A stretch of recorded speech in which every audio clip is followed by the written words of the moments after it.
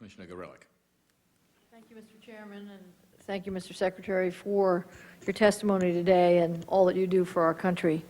In al-Qaeda and related terrorist groups, we know we have an agile and entrepreneurial enemy that we need to face off against. We need to understand them. We need to understand their tactics. We need to anticipate what they're going to do. We need to figure out how to attack them. We need to anticipate how to respond to their attacks. And all of this, we need to ensure that we execute very well. And we have lots of tools. We have domestic intelligence gathering. We have foreign intelligence gathering. We have diplomatic tools. We have our military. We have covert action authorities in our intelligence communities. I have asked every person in government with any possible responsibility in this area this question: are you our quarterback in this effort? You said at the outset of your testimony that the Department of Homeland Security is, and I think this is a quote, the central point of command for the protection of our citizens. And I think, frankly, when we as a country created your department, because you have the title of Secretary of the Department of Homeland Security, that you were that person, you were that quarterback. But when we ask your Assistant Secretary for Information and Analysis, when we ask the Terrorist Threat Integration Center, when we ask the Terrorist Screening Center, when we ask the Counterterrorism Center at the FBI and at the CIA, when we ask the National Security Council, when we ask the Homeland Security Council, are you the quarterback? And if you're not the quarterback, who is the quarterback? We get the only answer we've gotten, as high up as your Deputy Secretary, wonderful man, Admiral Loy, is that the quarterback is the President.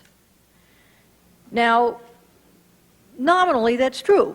He controls every element of the executive branch. But that's impossible. He can't be our full-time quarterback against al-Qaeda.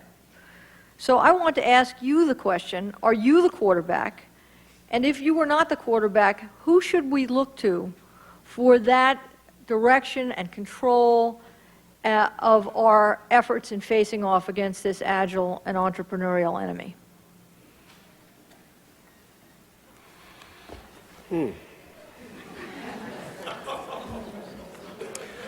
Well, sometimes I'm the quarterback, sometimes I'm the wide receiver, sometimes I'm the...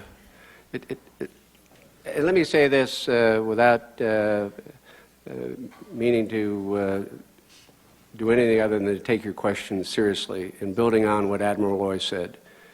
And I think it's interesting to note at the outset that every single morning the quarterback that he identified, the President of the United States, sits down with the FBI Director and the Attorney General and the CIA Director and the National Security Advisor, and we go over Homeland Security related terrorist threat information every single day. So in a sense, maybe the quarterback, or maybe this is the President has designed a system where we all are assigned very specific roles so that it is a team effort, not an individual one. The President has said before 9/11 there was no central repository for information. We had multiple intelligence gathering agencies. We got a lot of information. Man, we churn through information, thousands and thousands of bits and pieces every day. But everybody talks about stovepipes. They were right. Everybody talks about reluctance and resistance to share, culturally and organizationally. They were right. The President said that we can't have that anymore.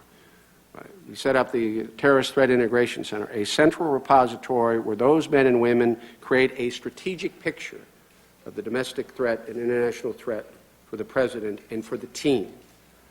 Certain parts of that analysis come to Homeland Security so that we can use it to anticipate attacks, inform our partners at the state and local level, and make recommendations that they do certain things in order to prevent that attack. Certain piece of that analytical work the FBI takes along with theirs and focuses investigations on individuals or potential cells or what have you. So at the end of the day, I think the analogy is a correct one.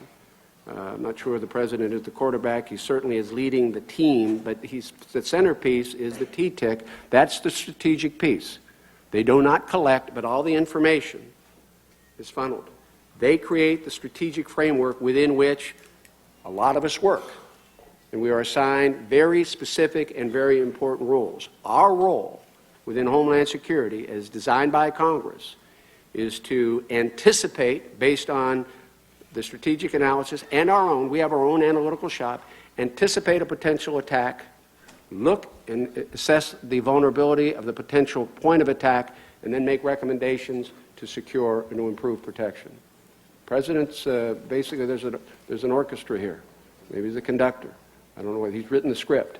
We all have certain roles we play within. Remember, Homeland Security is about the integration of a country. It's not about a department. It's really not about a quarterback. It's about very specific roles assigned to people at the federal, local, state level, and local level to do very specific things. If we do that with people and technology, it's the team that provides Homeland Security, not the quarterback, and it's the team that ultimately be successful, not any single player or any single unit of government. Thank you.